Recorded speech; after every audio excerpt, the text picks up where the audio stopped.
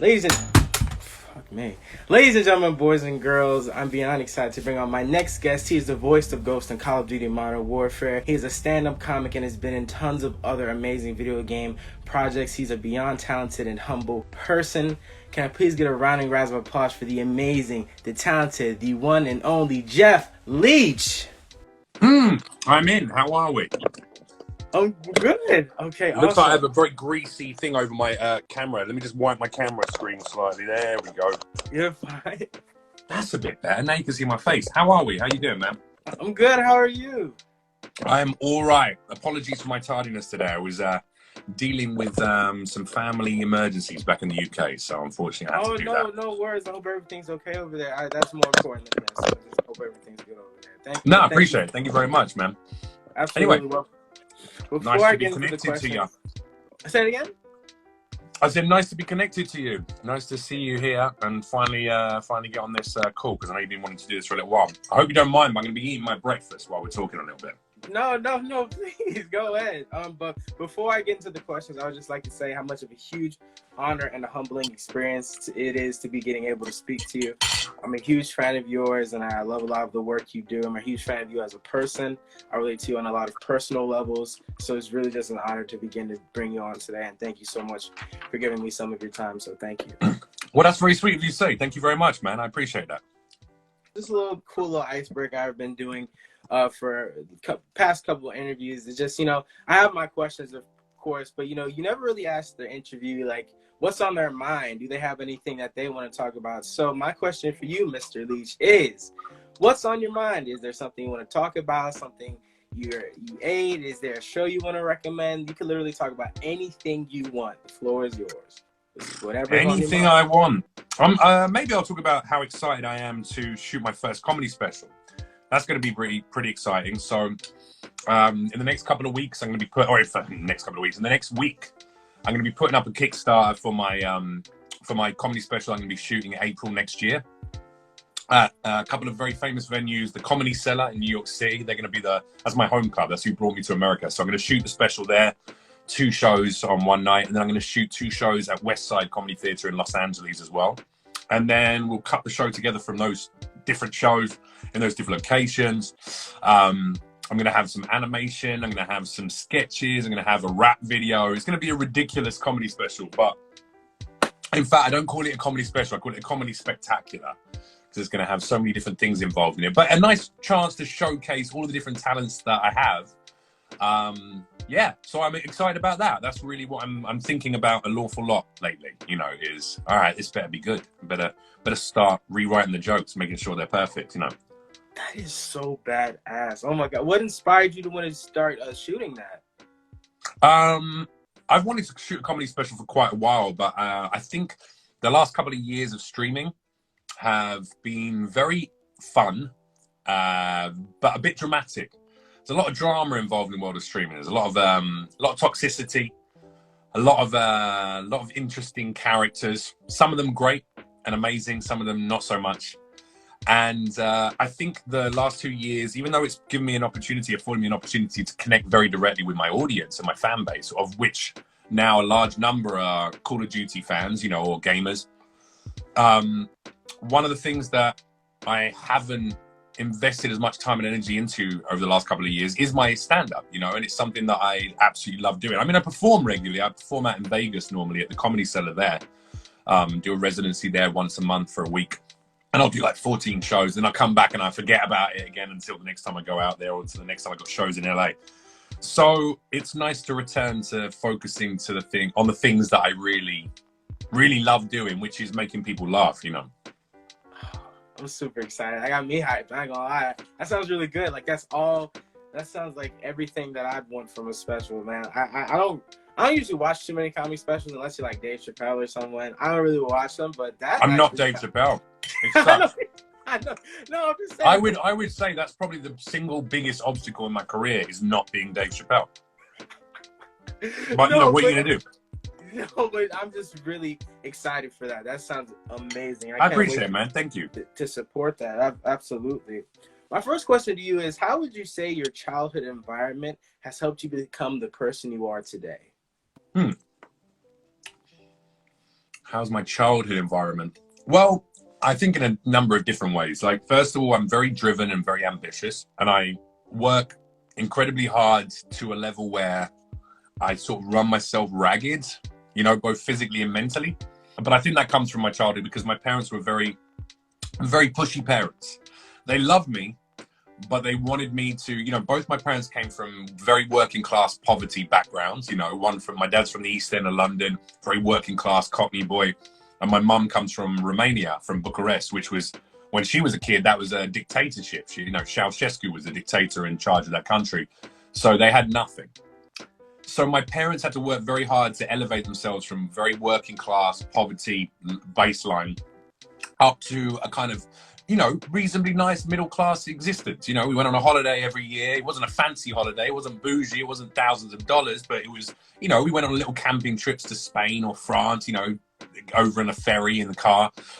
And my parents worked very hard to afford us education, cultural appreciation, travel, languages. You know, we fell in love with all these amazing things that I know a lot of other people, even at our kind of level of class, weren't able to experience because their parents didn't value that above other things, you know. So that has carried on into my adulthood in a number of ways. One, in the sense that I don't feel like I'm doing well unless I get 100%, right? That's how I was as a kid. In every examination, you got to get 100%, you got to get 100%. So for me now, it's like, even when I'm working on a creative project, I need to be the best at everything, which is super tiring. And also can be it can be a blessing and a curse. A blessing in the sense that it makes me a Renaissance man. I love excelling in a number of different areas, whether it be, you know, acting on camera, on TV and film, or on stage as a theatrical performer, or as a stand-up comic, or as a broadcaster and entertainer on, you know, social media apps and platforms, or as a voice actor in video games, which is, you know, why you want to talk to me today. But yeah, I always try and be the best at everything that I do, and that can be a little bit tiring. But on the plus side, it also pushes me to be better at everything that I'm doing and to continue trying to be a master of all trades and a jack of none, you know. And I'm grateful to my parents for instilling a good work ethic in me, and also the morals and ethics that go alongside that. Because this industry is full of a lot of very... Not everyone is what they seem in the entertainment industry. I'll just say that. And I've learned that the hard way a number of times over the course of my career. And I think that the sooner you realize that it doesn't fucking matter who else you're engaging with in the industry, it doesn't matter what exec producers or casting directors or other stars that you have to engage with. It doesn't matter what they're doing or what their story is. If you just keep very focused on what you're creating, which is why this special is so special to me, or this spectacular is so special to me, is if you remember to focus on what you really love doing, right? Which is, for me, is telling stories and making people laugh. So as a dramatic actor, it's telling stories, and as a comedian, it's making people laugh. The more you focus on doing more of that, the rest of the stuff just falls into place. You don't have to engage with other people very often. You just have to be really undeniably brilliant at what you do. And now, because of the internet, you put it out there, there's an audience. If you're good, there's an audience who will find you. And that's what I found over the last couple of years. You know, I didn't need to be so necessarily concerned with what other people are doing or what other people think of my work. I need to be concerned with what my audience feels about my work. You know, what my fan base, what my fans, what my supporters, what my audience is, what my viewers think and feel. And as soon as I started relating it back to that and focusing more on that again, I was like, oh, I'm happier and I'm creating more and I'm more focused on the right things. And I don't care so much about the industry, you know? Wow, you really spoke my language there. That's how I've been trying to look at it more nowadays, because, you know, as someone who is trying to get more of their start in this industry and trying to do their thing more often, with either creating interviews like this or just creating YouTube videos or auditioning for things like I've done more recently. Something that I've been trying to come more to terms with is trying to be more satisfied for myself with the work that I do and the work that I put in, because I always look at the numbers and I always look at my followers, and I Yeah, always that's just like, dangerous. That's dangerous. Because then if you start looking at it like that, you go, oh man, I lost a few numbers today. Or I lost a few viewers today. Or, why are my numbers down on this? Why are they down? And so much of that stuff has nothing to do with you or your creation. You know, look, I broadcast on Facebook gaming and on YouTube gaming. I used to get an incredible reach on Facebook gaming when I was partnered with them. And as soon as the partnership ended, all of that reach ended. You know, it's amazing how these businesses are businesses, and they're very much concerned with one major thing, which is making as much money out of advertising revenue as possible. That's it. That's true of Facebook. That's true of Netflix. That's true of every single entity out there, corporate entity out there. They want to sell stuff to people. And if you can create content that allows them the opportunity to advertise and sell stuff to people, then they love you and they'll go for that. Now, you know, like you've mentioned, I'm not necessarily, I don't follow the rules all the time. You know, I like to break the rules a little bit, as long as it doesn't hurt other people. I like to test the waters, and I don't like to play the game. And I think we're realizing more and more these days that you don't have to create content to please one person who's sitting making decisions at a platform or a network or a gaming platform or a site or a social media. You don't need to just impress that person. You need to create what you want to create, the way you want to create it, and then put it on the internet. And then let an audience come to you. And that's what happens with all the biggest shows we see on TV, all the biggest comedy specials, all of those things. They've been created in one of two ways. Either you follow the old school route of entertainment, which is get the right agent, kiss the right ass cheeks, you know, smile and air kiss and be two-faced and smile at the right people. And, oh no, you know, whatever the fuck it is. Like, you play the game, right? You can either play the game and work your ass off to hopefully impress the right people and tickle the right egos on the way up, so that people keep going, yeah, I'll help you out. You said nice things to me. You made me feel good about myself. I'm going to help you. I'm going to help you. I'm going to help you. Until you're a legitimate star in your own right. And then you don't need to worry anymore, right? That's one way. Or create really good shit and focus everything on that. And then eventually, when you have enough of an audience because you're creating good shit, those other people will come to you and go, oh, we want to buy your show. Oh, we want to give you an opportunity to create your own thing. Oh, we want to do this. You look at Fleabag, you look at all these Golden Globe and Oscar winners in the last few years. Some of the major TV shows that are winning Emmys or Golden Globes, or even at the Oscars, a couple of the awards that went out there, are going to original content developers, writers and actors and directors and producers who go, I'm just going to make it, and I'm going to put it out on the internet, and hopefully it takes. Fleabag came from a live show on stage. You know, it was a one-woman show at Edinburgh Fringe Festival, and that related to an entire incredibly successful 2-series TV show. And now she's doing fucking Hollywood movies and all sorts, you know. Insecure, another show that developed from an original concept that was online. There's a whole list of shows like this that start as one thing and grow into something big because the audience found them. Not because a casting director found it, not because an exec producer gave money to it, not because the head of a network saw some talent and thought you're great. And then when we relate to stand-up comedy, you look at someone like Andrew Schultz or Shane Gillis, people who put out their comedy specials, like shot it themselves, edited it, got it finished, and took it to a network and went, hey, Netflix, do you want this? And they went, nah, we're good. We got enough white guys in their 30s. We don't need you. You know, hey, Showtime, do you want it? No, it's true, man. I mean, like, you know, there's a lot of white guys in their 30s in comedy, and like there's an oversaturated market, you know? Now, bear in mind, most of these TV execs and casting directors and bookers, they don't go to comedy shows. They just go, oh, I see one face on one show. Let me just book them on my show as well. You know what I mean? Just rotate the same small group of people because they're fucking lazy. However, someone like Andrew Schultz, no one wanted to touch him 4 years ago. Shane McGillis was booked on SNL, and then some old jokes he'd made on a comedy podcast from years prior to that resurfaced, or someone wanted to end his fucking career. So he got axed from SNL before he even started, before he even did his first fucking day. He was axed from it because of a character he did on a comedy podcast years prior.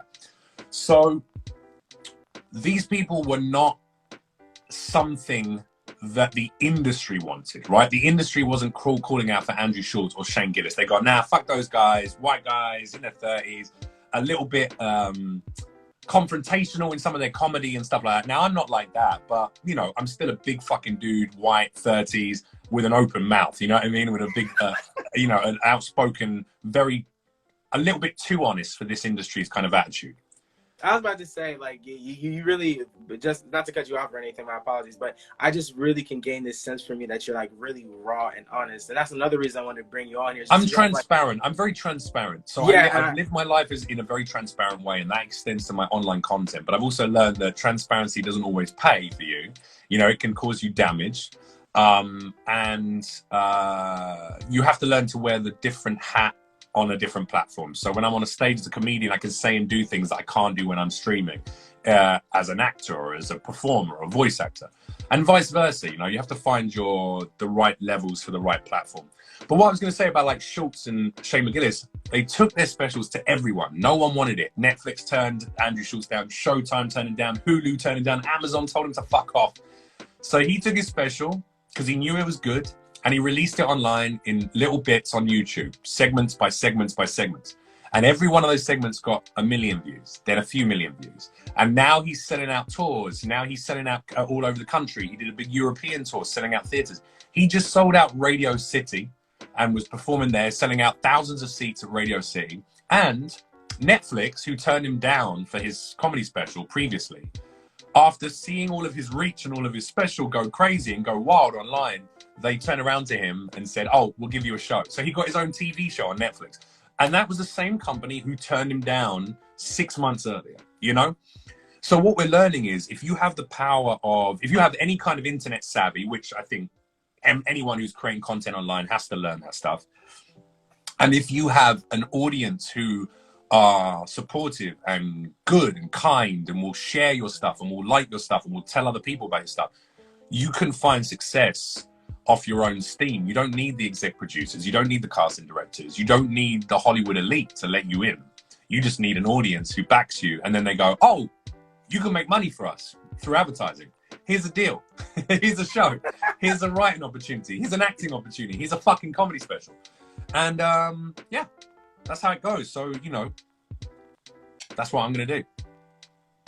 Man, I can't wait to see where you go next with this stuff. Now, like, you're really talented, man. Like, you have you put a lot of dedication and a lot of training into your roles, and I noticed that through the way you talk, through the way you act, through videos I've seen of you. Where we're gonna get more into that when we talk about Ghost. But I just love that about you, and it's really inspirational for me as someone who, like I said, I'm just constantly bogged down by looking at the numbers constantly over and over again. And that, I mean, like, I know that's awful. It literally affects me. I know it does. Like, I could literally feel it.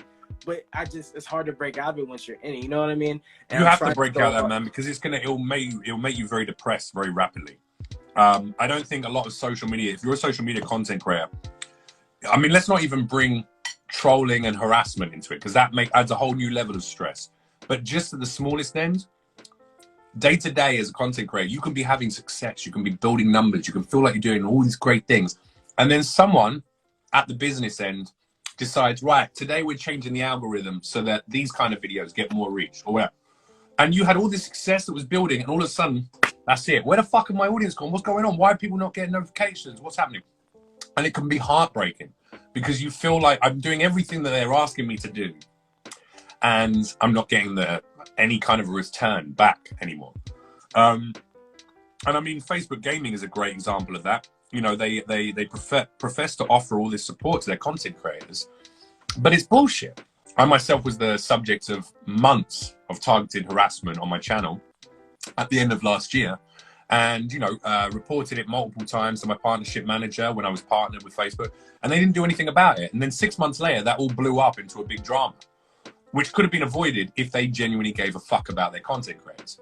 So that's frustrating for me, you know, to reach out to these entities that say they care about content creators, and then when you give them information, say, this is happening, this thing is happening, it's really affecting me, what do I do? They go, yeah, we'll deal with it, yeah. And then when it blows up, they go, oh, sorry, fuck you, see you later. You know, it's like, it's kind of, I shouldn't be surprised by it anymore. I've been in the industry, entertainment industry, for almost 15 years now as a professional. When I started hosting my first TV shows, you know, in my early 20s in the UK. With the BBC? With the BBC originally, yeah. And so, you know, I shouldn't be surprised anymore, but I am, because I still hold faith in human ethics. I still hold faith that there's more humans who are not pieces of shit than there are who are. But maybe I'm wrong. Maybe I'm wrong. Maybe no one gives a shit about each other. Maybe they just care. Everyone's selfish and just wants to give me, where's mine? Where's my money? Where's my achievements? Where's my fucking accolades? You know, and that's all that people care about. So, I don't know. But this is what I'm saying is to any young content creators who are watching this, or to any, you know, older content creators, anyone who's trying to create a career for themselves in the world of entertainment, whether it be as an actor, as a comedian, as a broadcaster, as a streamer, as a model, as a DJ, it doesn't matter. You have to remember a few things.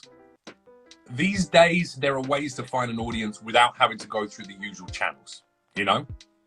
Sometimes that's exploiting the algorithm. Sometimes that's creating something so undeniably good that people find it and get behind it. Sometimes it's, you know, you can do what some of the other lads do. Aziz Ansari built his entire career, just like Dane Cook did, with advertising revenue on social media platforms. You know, let me take 100 stand-up clips, you know, and Aziz took a whole load of little stand-up clips of him doing good stand-up, cut it all up in bits, and then paid a shit ton of money to Facebook for Facebook ads and Instagram ads. And then he blew up a career out of that.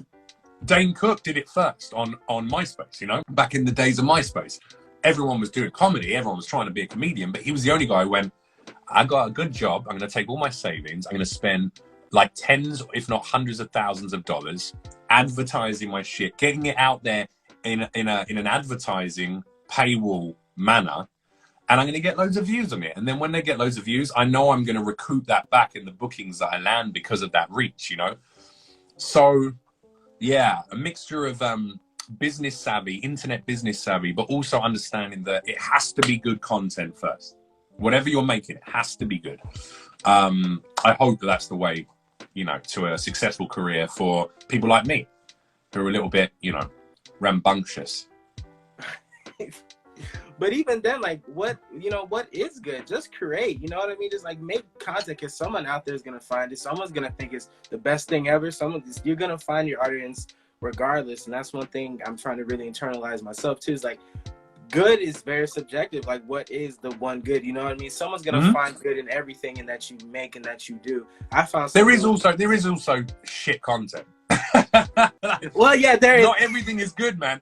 That's another thing as well. I disagree with that sentiment, because I don't think like, hey, it doesn't matter. As long as you think it's good, there's an audience out there for it. Maybe, but it might not be a very big audience. You might have a very small audience who think it's good, because it might not be.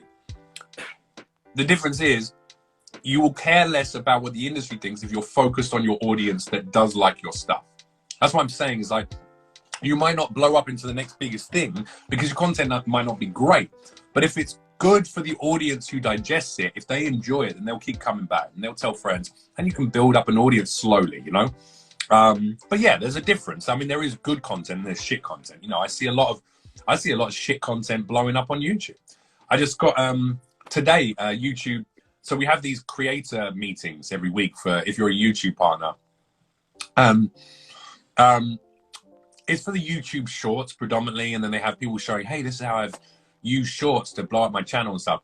But the guy who was speaking today, I won't say who it was because I don't want to shit on his content, but his content, all of the videos on his channel, all of them are him using a puppet of Mickey Mouse reacting to stuff. That's it. It's just him going, oh my God, look at this. Oh yeah, I can turn it. But it's not even it's not a good Mickey Mouse impression. And he does this weird voice. He's like, oh wow, look at this baby. Oh yeah, you're a good baby. Yeah. Now, I watch that stuff and I go, who the fuck is watching? He has over 1 million subs on YouTube. I'm like, how does this kid have 1 million subs? Like, how are there 1 million people who want to watch a Mickey Mouse puppet go, wow, that's a great milkshake. Give me the milkshake. And then I realized 11-year-olds. That's who. 11-year-olds, right? It's content for children. So a lot of the ways that you can blow up these days is create content for children. It doesn't even have to be very fucking good or very clever or very insightful or very inspirational or very talented. It doesn't have to be any of those things. Just make clean content for kids that they can put an advert on. Enjoy your career. You're going to have a great career. You know? Whereas you and I, we've already said fuck at least 7 or 8 times. You said it when you first started. You were trying to set up your camera and you said, oh, fuck. That's it. Immediately, you know what happens is all of these programs, by the way, like Facebook definitely does this live during our live broadcast, during our live stream. you have the subtitle, you know, the subtitling bot that basically listens to what you're saying and translates in real time what you're saying. Yeah. When I say fuck on my stream, or worse words, when you say fuck on your live broadcast, that is being logged. They're noticing that. They're pulling that word out. They're saying, this is adult material. And so immediately your reach, like an algorithm immediately limits how much reach you will get to what kind of an audience because you said the word fuck. It's so insidious. It's so modified. It's so mathematically, scientifically made into a tighter and tighter thing. It's kind of frustrating, but you know, look, what do? We're aware of it, so you just put up with it and you get on with it, and you hopefully don't don't have too much of your reach damaged if you want to have an adult channel, which mine is. It's for 21, 18-year-olds and over. It's an 18+ channel. I don't talk specifically about adult themes, but if I'm going to say fuck or talk about something sexual, that's what I'm going to do. I'm a 37-year-old man. I'm not a child, Right. Unfortunately, you get more reach if you're a fucking 47-year-old dude or a 57-year-old dancing on TikTok with 13-year-old children, which drives me to destroy. I don't understand how that's a thing, but that's because the internet apparently loves pedophiles as well. Listen, hey, we're going to leave that there. Yeah. It's true, man. All these social media sites, how many pedophiles are on them? Fucking creepy, man. But, yeah, that's the internet, bro. How did you get into the acting world? I'm sorry. Yo, bro, I love that because I'm literally like, and the internet is full of pedophiles. Over to you. And you're like, okay, so how do you feel about... I'm sorry, because I didn't know the transition. I didn't know. I was like, I didn't know. You didn't realize it. See, this is why I get in trouble. You didn't realize it was going to get this real. But it's true, man. I think there's a lot of content creators out there making really creepy shit for kids. And that's the problem.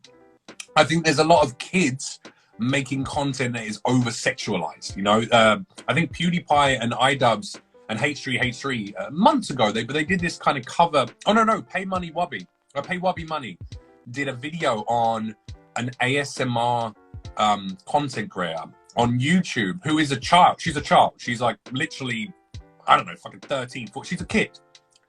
And she's wearing like Halloween. I didn't watch her video, but he featured little clips of the video in his thing.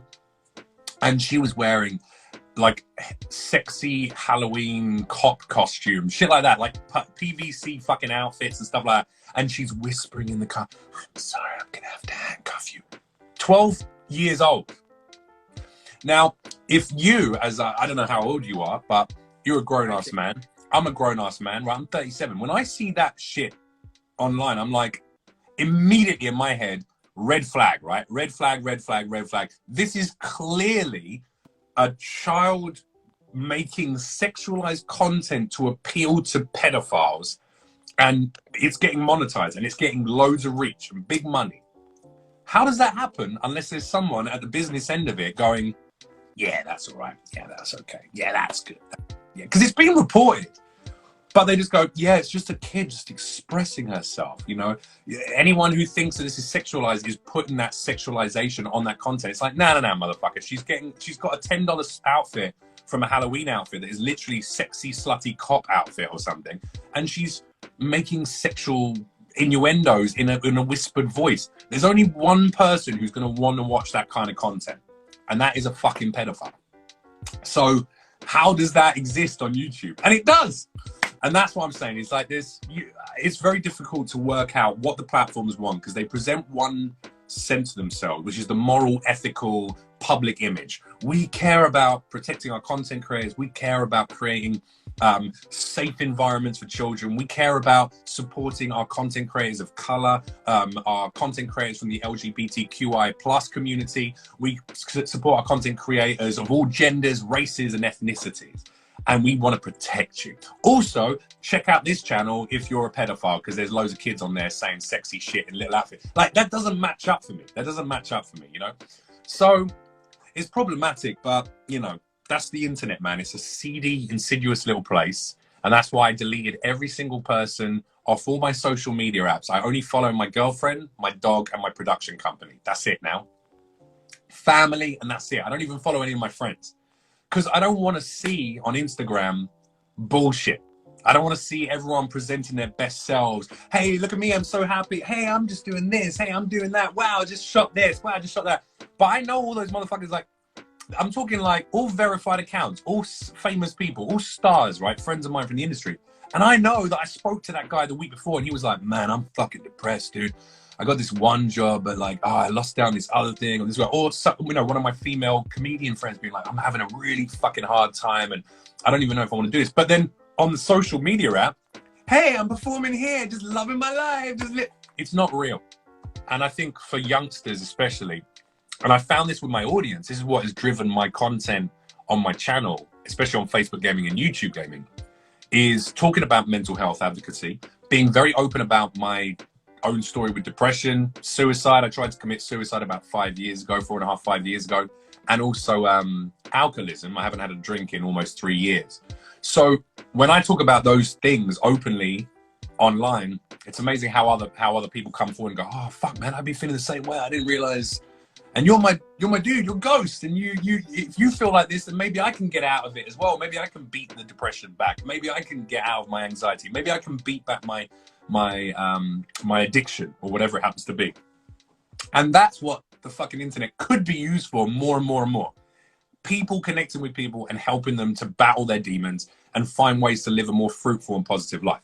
Instead, it's populated with tea channels and drama channels and fucking, you know, pedophiles watching 12-year-olds do ASMR. So, I mean, you know. I'm big on the mental health advocacy too, because that's another thing I relate to you on is the battle with depression and mental health issues. Because I tried to commit suicide around high school. I just graduated, so around that. So we're both failures. Jeff, I'm not with you. I'm not. We're both failures because neither one of us can like complete the task. Wow, we're always going to be failures. but yeah, I'm big on that because you're right. Like it's a lot of BS on. It's a lot of crap. It's a load of crap. Like you said, I just talked to. By the way, let me just say, I don't mean to gloss over or make jokes about your own suicide attempt. First of all, I'm very glad you did fail. And I'm glad that I failed as well, because I can't imagine being back in that place. It was such a different, I was very ill. You know, it's a disease of the mind, depression. It makes you think you're worthless, that no one wants you around. And that's what pushes someone like you or me to get to a stage where you go, maybe the best option is for me to kill myself, because then I won't have to feel this fucking frustration and sadness and depression and rage and upset and hurt and harm every day. And other people won't have to be around my shit, you know, which I often felt a lot of shame for how my depression, am I affecting other people with being so depressed or so low or whatever, or maybe me lying to them is going to hurt them more and saying I'm happy.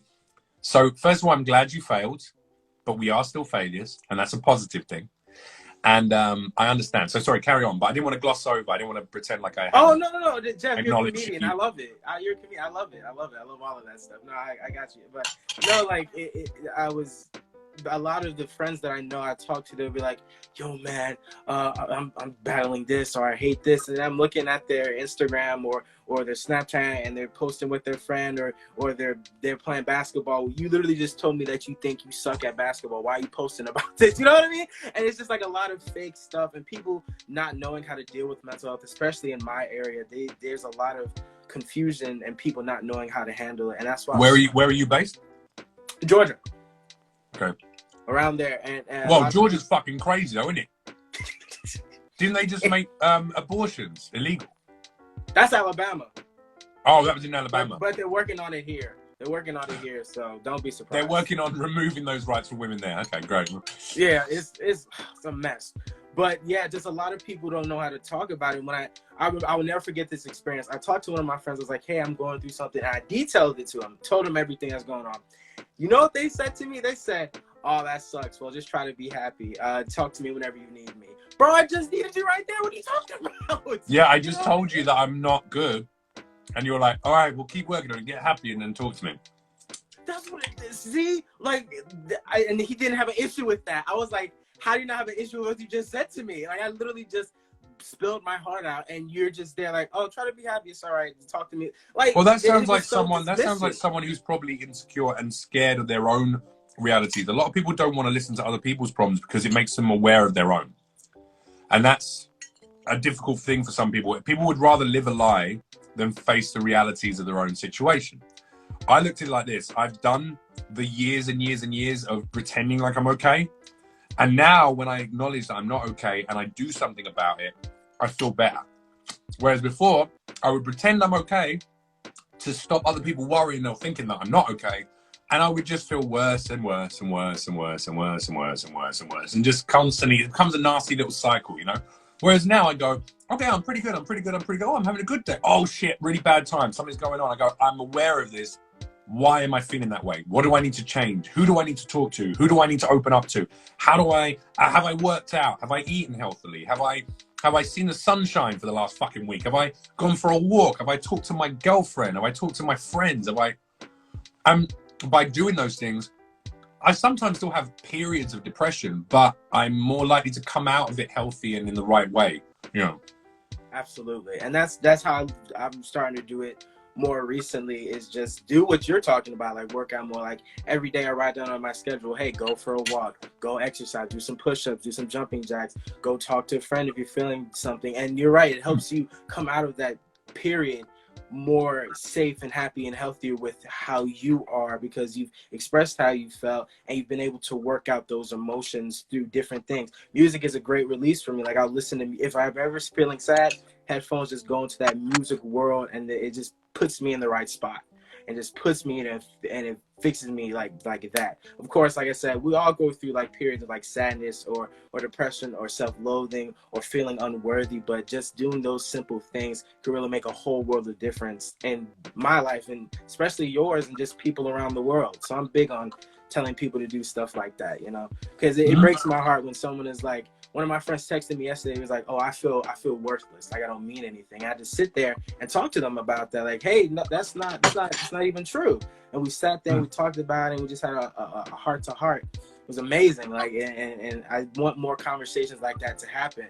But we can't have those conversations if we're just always putting this fake masked versions of ourselves every day. Exactly. If you're burying the reality of your situation, then you can never face it. You have to dig it up. You have to bring it out into the open. You have to look at it. And it's hard. That's a hard thing to do. It's scary for a lot of people. Absolutely. Also, next time your friend says they're worthless, you can say, I mean, like, that is also categorically just simply false, scientifically. Because if they sold their kidneys, they'd probably get at least 3,000 to 5,000 per kidney. So they're worth at least 6 to 10 grand straight off the rip. You know what I mean?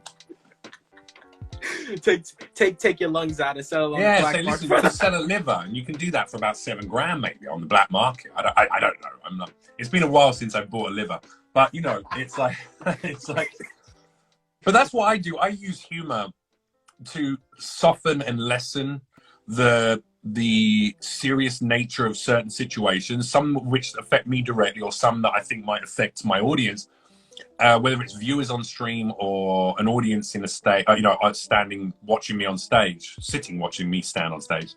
I like to take serious issues, make them humorous for a minute, and then include an intelligent subtext that helps people, right? So it's still a joke, still funny, whether it's about depression, suicide, sex, drugs, rock and roll, whatever the fuck it is, addiction. But then going, hey, here's how I can soften it so we can all laugh about this thing. We can all understand it's okay to talk about. And now let me give you some kind of intelligent subtext to the joke that makes you think about that thing differently, you know? Absolutely. Well, let's talk about a serious issue real quick, briefly, because I know you talked about this, but of course, because when I announced I was interviewing... What are you going to talk about? I don't even know. It's a big mystery. But one of my friends sent this to me.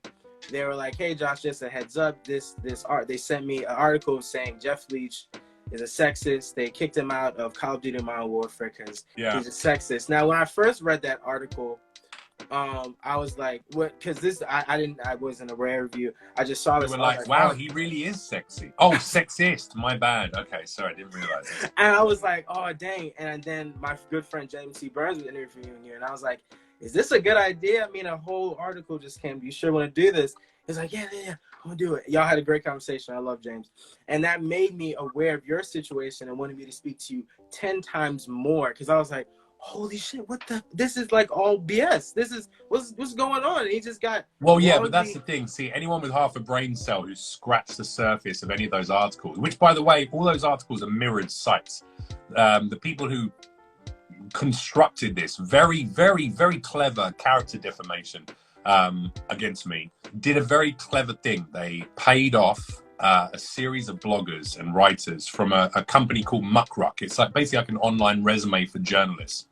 And one of the things you can do on there is anyone can go on there, and if you have like £5,000-10,000, whatever, you can pay a conglomerate, like a group of bloggers, to all run a story for you at the same time, which is why a lot of articles all cropped up on the same day, all on the Friday. They did it on a Friday morning, so I couldn't speak to my lawyer and my PR agent to get a response out immediately. So it took me the weekend, which is quite a long time. If you got to respond in 24 to 48 hours, otherwise people lose their fucking minds. And I mean, look, I'm not going to talk about it too long because I've already talked about this on an interview with Tipstar. I also talked about it on a video that I put on my YouTube channel back in December of last year, 6 months before this whole drama happened. So to keep it very succinct, I was being trolled by a content creator on Facebook Gaming who I reported to my Facebook partnership manager for 6 months. They didn't do anything about it because this particular content creator made a lot of money for Facebook. They would take about $1,500 worth of donations and then God knows how much in subscriptions every single day on the platform. According to the content creator themselves, they made about $700,000 to $800,000 last year in donations and subscriptions, right? What? Now, this content creator trolled my community and me for about 2 months. So for 2 months, my moderators had to ban anywhere between 20 to 100 people a day coming into my chat going, fuck you, you're gay, you look stupid, fuck you, I wish you killed yourself, blah, blah, blah, just dumb shit. And now that's all easy to ignore for a period of time. But after 2 months of it, some of the insults started to be about my family. I had a threat of swatting. I was told that I was going to be swatted, which I know you probably know what that means. But if any of your viewers don't, swatting is when someone makes a false report to the police that a gun crime has happened inside a streamer or a content creator's home. Scariest thing ever. Yeah, the police turn up with guns and kick your door in and they fucking hold a gun to your head and go, where's your gun? What's going on? Blah, blah, blah. It's really bad. So I had to phone the police and inform them that I was being... died from that situation. Like, they have, yeah. There's been, I think, 2 content creators that I know of so far have been shot because they came out with their phone and police thought it was a gun. They didn't think it was a gun. It was just a black content creator holding a phone. So, you know, you're a man of color, you probably get it. You know, this is America, isn't it? But yeah, people have died because of it. Anyway, so I phoned the local police force. I had to inform them that this was happening to me. Had a restraining order put on one content creator. I had to report to them that I was going to be swatted so they could put me on a SWAT-free list. So if they get a report about me or my name, they see it on the system. He's a content creator and it's probably, you know, a bad joke or whatever, a prank. And then after all that happened, I released a video about this content creator and their what I consider to be quite fraudulent activity. They were claiming donations under the guise of a charity and charitable activities in their for-profit business. And it's since come to my attention, since I did all my digging, I did all my research, that was not the case. This person was not doing that. They were taking the money for themselves. And it was going into an offshore account to their fathers, in their father's name. There's a whole backstory, which is currently being investigated by the police in UK now. So anyway, so bear in mind, this all happened, right? I cussed out a troll after 2 months of being very good. One troll who was an employee of one of the content creators, a full-time employee of theirs, was coming in and setting up burner accounts and was only insulting me about one thing, which was my suicide attempt. So all day I had messages in my chat going, oh, I wish you succeeded killing yourself all those years ago. Maybe you should give it another try. Fuck you. Kill yourself, kill yourself, kill yourself, die, scum. Just shit like that all the time. And I responded to this person and I called them a cunt and I said they were a fat bitch and I said lots of nasty things, right? Because if someone tells me to kill myself over and over again with accounts, burner accounts, eventually I'm going to respond. I'm human, you know, unfortunately. I wish I weren't. I wish I was an unthinking, unfeeling The sociopath like Terminator. some of The these fucking Terminator. content creators.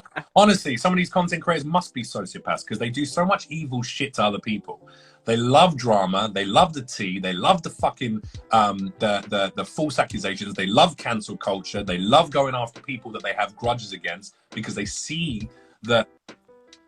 And understand this, I'm very in support of cancelling people who have assaulted, hurt, fucked over people, destroyed people's lives. If someone does that, they deserve to have their fucking platform stripped from them. Unfortunately, what happens is that evil content creators, who are pieces of shit, see that stuff happening in the world. And they go, oh, wow, good, bad people are being taken down. Maybe I can just make some shit up about this person and like ruin their fucking life.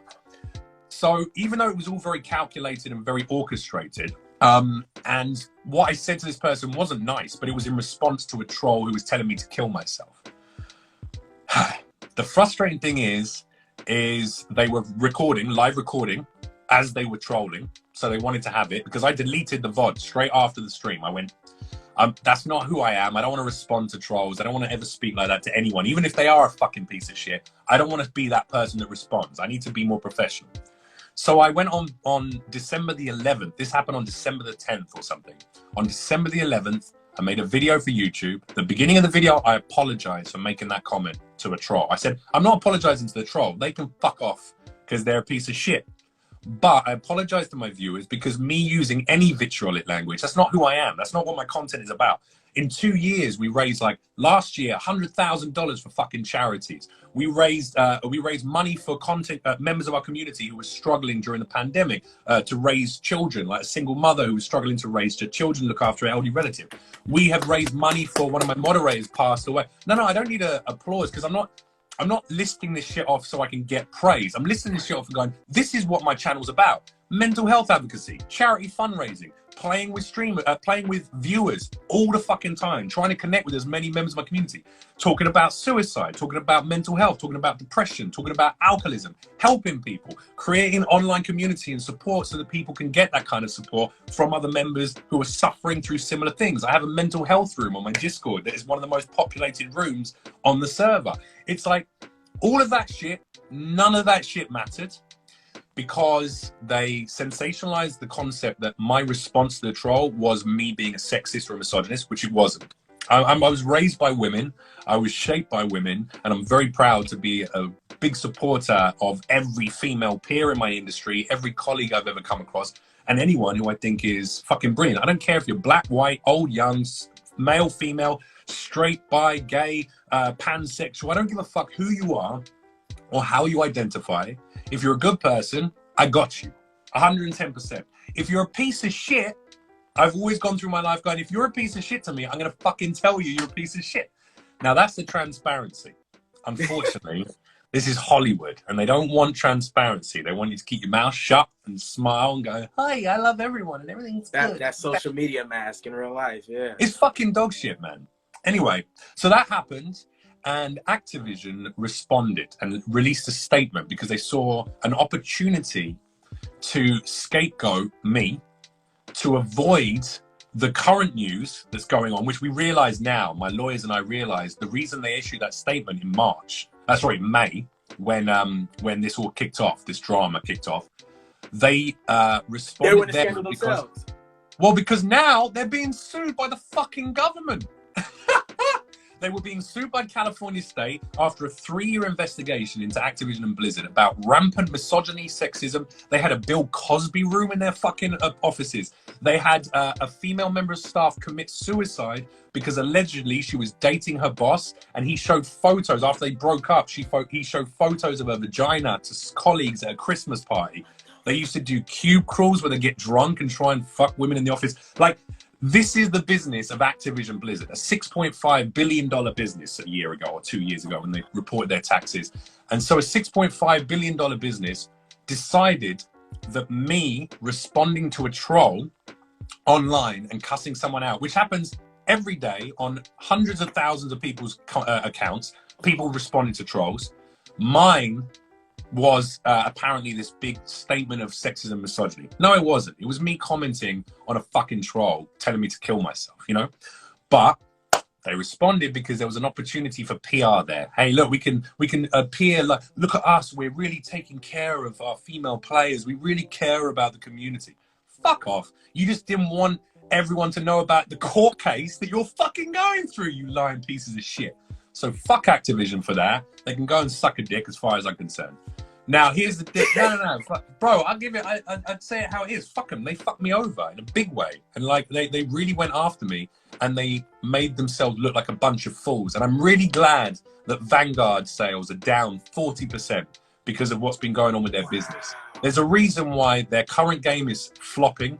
There's a reason why no one wants to play Warzone, because it's populated with hackers and cheats, because they don't care about fixing their games. And there's a reason why these motherfuckers sold me down the river, and that's because they wanted to cover their own skeletons in the closet, of which there are many, allegedly, according to that court case and the documents that are publicly available to anyone who wants to read them online.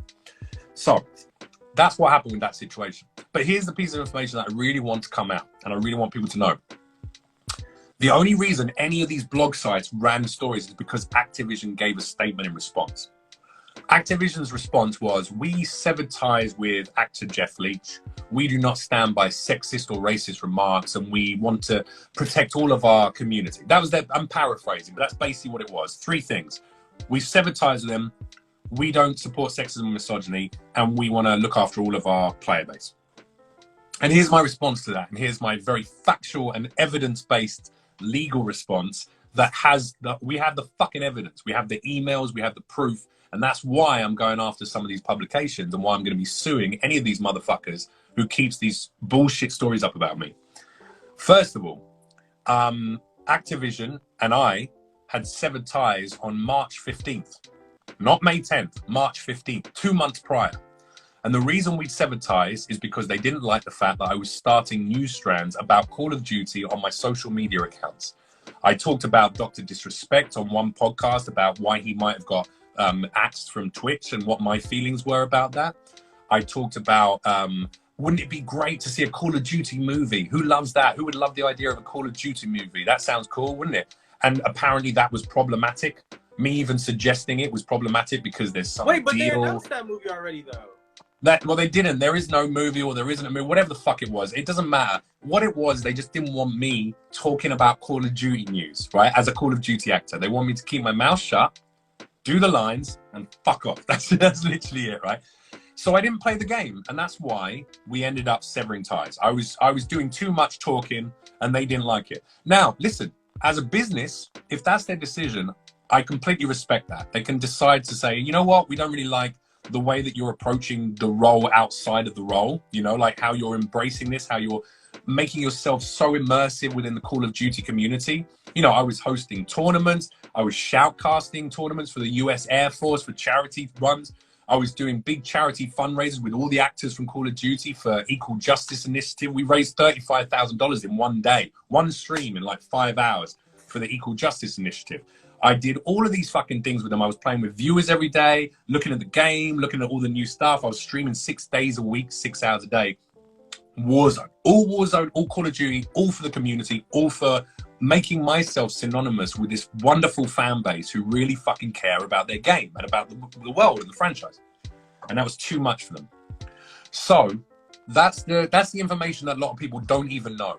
For Activision to release a statement, we have severed ties with Jeff Leach. Well, they're misleading people because they're making it seem like they severed ties because of this comment I made to a troll and that I was sexist or misogynist. One, I'm not a sexist. I am not a misogynist. What I am is a cockney and a stand-up comedian. And if you come into my comedy club, whether it's my internet, my Facebook gaming stream, or a comedy club in real life, or fucking this chat show, if we had someone in the chat who was cussing me out right now, my job as the protector of my community and as the host of my own show is to tell you to get the fuck out of my home. Get the fuck out. If you're coming here with negativity, fuck off, man. You're not welcome. I don't need you. I don't want you, and neither does my community. Now, I should have been more professional in the way I responded to that troll. Absolutely. But also, it was 2 months of trolling. And in all honesty, man, at that point, I had no support from Facebook gaming staff.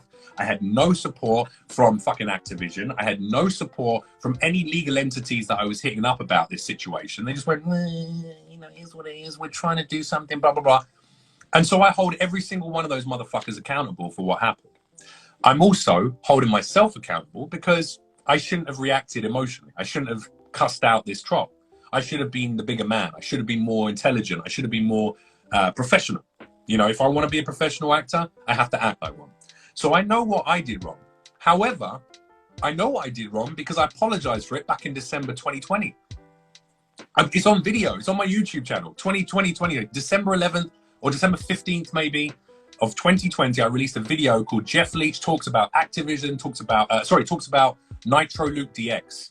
And I talk all about the trolling. I apologize for reacting. I apologize for saying rude words. And I did all that 6 months prior to the story even coming out in the press. And not one of those fucking journalists featured that video. Not one of them acknowledged that I'd made a response 6 months prior. Not one of them did any of that shit because they don't care about truth. What they care about is clicks, advertising revenue, and engagement. You know, and it's, yeah, I mean, I'm a product of a really badly formed scumbag cancel culture attempt by two content creators who had grudges against me. One, because I rejected her advances 7 years prior when she was still identifying as a woman. They identify as gender non-binary now, which is interesting that happens directly after she used homophobic slurs on her stream multiple times, of which there are videos of. Anyway, that person is now, you know, I mean, they thrive on drama and they create a lot of drama content. And you can do a simple Google search to see all of the different dramas over the last few years that person has been involved in. And the other person had a grudge against me because I called them out for their fucking bullshit charity fundraising that wasn't going to a charity, it was going to a for-profit business. So this is the problem we face now, man. Cancel culture is now, for some people, a legitimate way to just destroy someone they don't like. Not someone who's done anything wrong, not someone who's truly, look, I was accused of what? Sexism, misogyny. I'm neither of those things. What I am guilty of is having a big fucking mouth, and what I am guilty of is cussing out a troll when I should really have risen above that and be more mature. I've addressed that. I apologized for that in December last year, and I'm growing out of that experience and going, well, I'm never going to make that fucking mistake again. And I'm also going to be a bit more careful about the way that I respond to people who are coming to me with hatred, right? But yeah, it's heartbreaking to think that Activision released that statement and their statement was bullshit because we'd severed ties 2 months earlier for completely unrelated matters. So for them to even release a statement was only PR spin and was only an opportunity for them to send me down a river so they could detract attention away from what they were really going through, which is this current court case, this legal case against them. And that's heartbreaking, man. That's hurt me in a number of ways. It's not irreversible damage, you know, like my lawyers are fucking issuing cease and desist to every single one of the publications. I've issued a cease and desist to the content creators. And if they come after me or do anything to me again, I will fucking bury them and take them to court. And I will win because we have all the evidence now. I have all the evidence available to me. So yeah. And you have to get everything first. That's why I've been waiting to talk about it, because there's no point talking until you have the backup, right? And now I got the backup. So now I'm like, fuck it. Come after me again and I'll destroy you. Publications, keep running this bullshit story and we will come after you. And I will fucking sue every single one of these pieces of shit, lazy ass, bullshit journalists who ran these fucking stupid stories without doing any kind of journalistic integrity. They didn't do any research. And there was only one guy who did his research, and his article is incredibly balanced. And that was a guy from the UK, Esports UK News is a website, Esports UK. And he ran a story where he really looked at it and he picked it apart and went, well, hang on a sec. The guy who's reporting Jeff Leach for being a sexist, this guy had an issue with Jeff 6 months ago. He made a video about him. Well, that's important information for the story. No other publication ran that, not one of them, because they were paid off. They were given money to run a story that was already rewritten, already pre-written for them. It's fucking insidious. Ugh. I can't. But you know what? I got better lawyers and I got more money, so I'll fuck them all. Every single one of them. Every single one of them. I love it. I love the confidence, man. Yeah, like I'm so sorry that you went through that. You know, Ghost is such a cool character that you worked on. I watched a video where you like physically trained to get ready for the mocap and put the costume on and do all that. Or dude, I did so much with that character off camera, off stream, off camera. I was doing so much development on Simon Ghost Riley because I didn't know what, if any, opportunities there might be to do more with that character in the future. I don't really know what their plans are. As far as I know, it was just Modern Warfare 2019. That's all that I was hired for, right? Day contracts with Infinity Ward. Oh yeah, there's another irony. I wasn't even employed by Activision. My contracts are with Infinity Ward. Day contracts. 1 day contracts. I had 7 one-day contracts with Infinity Ward. I have no contracts with Activision. I was never employed directly by Activision anyway. It's just, it's so much bullshit, man. It's like, anyway, man. So I'm not keeping quiet about that anymore because I now have the legal understanding of what I can and can't talk about. And I also know that I have all the evidence to prove all these things. So now I can talk about it, like, you know. But until I had that, I had to keep my mouth shut and just sit there while people accuse me of being something that I'm not. And that's fucking heartbreaking, man. Especially when, you know, like I have a father, you know, but my mum was the matriarch. She was the matriarch of my family. My sister is 4 years older than me. That's my only sibling. She shaped who I was. My Romanian aunties who brought me up, all of those women, there was 5 of them. All of them brought me up. My Romanian auntie in England who lived in England, she fucking was my closest, like, parent figure growing up. My fucking cousin is female. Everyone around me is a woman. I'm shaped by women. I love fucking women. Like, well, let me rephrase that sentence. I love women. I think women are fucking incredible and powerful and brilliant. And it prides me, it fills me with pride to support talented women in both my industries and my personal life, whether that be the plethora of female comedians that I've booked on all my shows, had on all my podcasts, welcome on, the plethora of female streamers that I have played with, that I made content with. And that actually, I got to shout out a few female content creators who spoke up for me very publicly, like Mrs. May and Bree Easy and Femme Fatale. These girls went online and went, this is bullshit. What he's being accused of is not right. And there's a very toxic content creator behind this. And even though the women said it, not one of the publications referenced them, not one of them mentioned them, because that would change the narrative of a clickbait story that they wanted to get more clicks on so they can get more advertising revenue. Well, fuck those publications. My lawyer's already been in touch, and if you don't take the shit down, then see you in court, cunts. There you go. How's this? I remember you were talking about, you know, you're working on a bunch of things by like you have NDAs for video games and cartoons and animation like that. Have you noticed like a sizable effect on your roles behind the scenes, or is everything like okay right now? No, I haven't seen any sizable effect on roles that I have recorded already. But I would be naive to think that, you know, a load of stories on the internet that say Jeff Leach and sexist in the same title, absolutely, of course, that massively negatively affects my career, you know. And fortunately, I'm established enough with quite a lot of companies where enough people know me and go, yeah, he's not that. That's just not true. So there's enough people in the industry who know that I'm still working. I'm still got work. I still have opportunities. There's also enough people in the industry and also in the viewership. Like if you look at any of these articles or any of the YouTube videos or any of the comments or whatever, the comments sections, 90% of the messages are like, this is bullshit. Or this guy is just cussing out a troll. This happens every day on everyone's streams. It's just, why do we care about this one particularly? Like the comments are very understanding because in the out of context clip that they recorded during the stream, at the end of it, I don't know why they included this, the guys who were trying to fuck me over. They included the end where I go, fuck you coming into my chat saying stuff like that. Get the fuck out of here, you stupid bitch. Get the fuck out of my chat. So if you're a viewer of online content, you know, well, hang on a sec. He's clearly responding to something that came before. Where's the bit before, you know? So at least gamers and viewers and broadcasters and other streamers looked at it and went, yeah, he's not saying nice things. Absolutely. He's saying vitriolic things. I'd never denied that. I found that a woman or a man or anyone telling me to kill myself and telling me that I wish you'd succeed in your suicide attempt, yeah, that's going to make me call you a piece of shit. That's going to make me cuss you out. I will call you whatever the fuck I want to call you if you're telling me to kill myself. And that shouldn't be a big issue, but you know, it is. And that's because of a lack of professionalism on my part. You know, I know what the industry is. I already know this about the world, so I need to be more careful.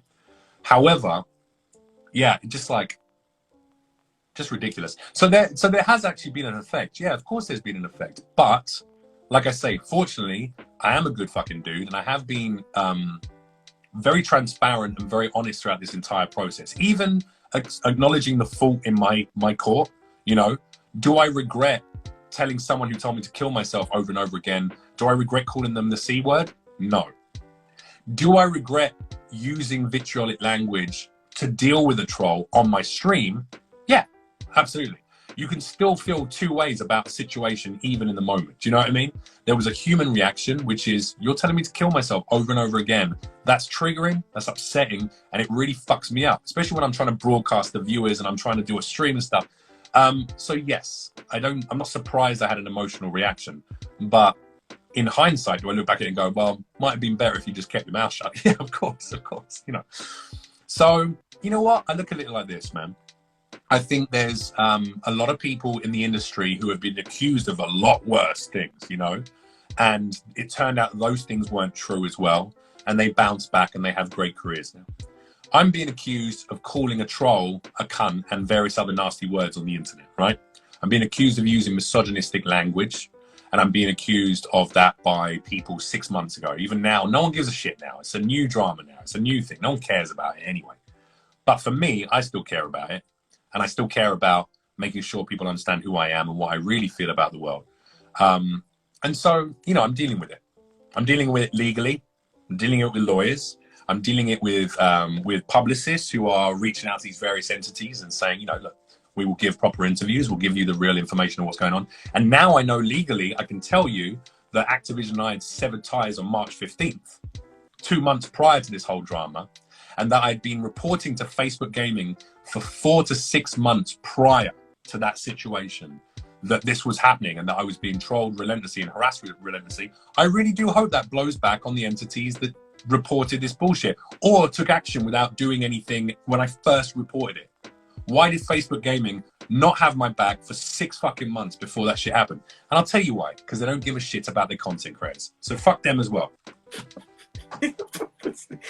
Yeah, I support you all the way, Jeff. I truly do. I'm like, man, I wish I lived in California so we could like go get a drink or something. Cause like I really just like listening to you speak. I'm a recovering alcoholic, so I wouldn't. Not a drink, not like a. You can have a drink and I'll just watch you and be like, yeah, nice. No, but like a soda or something. That's what I meant. Like that's why I call it a drink. But you know, just like because like you just have such you're so confident, especially through this dark period, like you being canceled through these clearly false allegations that we know now. I wasn't. Well, here's the difference. Here's the thing, man. I think enough people on the internet clever enough, or at least savvy enough to look at those articles, look at the clip, and understand that this was a setup, right? They can see it was a fucking constructed setup. It was a character assassination by 2 people who had previous grievances and grudges against me.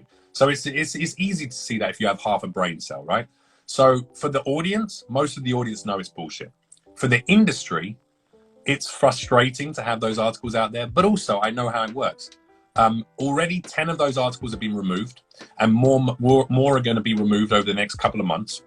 The ones who don't remove it will have to lawyer up and be ready to go to court, and I will fucking go after every single one of them. I've already issued cease and desist to every single one of them. So if they want to keep it up, they want to keep lies on the internet, if they want to keep Activision severs ties with actor over sexist remarks, which is not the truth of the matter, and we have the evidence to prove that now. We have the emails to prove that. We have the fucking emails from Activision reps to prove that. If that's all the case, if they want to do that, fair play to them. I'll see them in court. And then for the content creators, karma is coming. And that's all I'm going to say. Facts. Oh, man.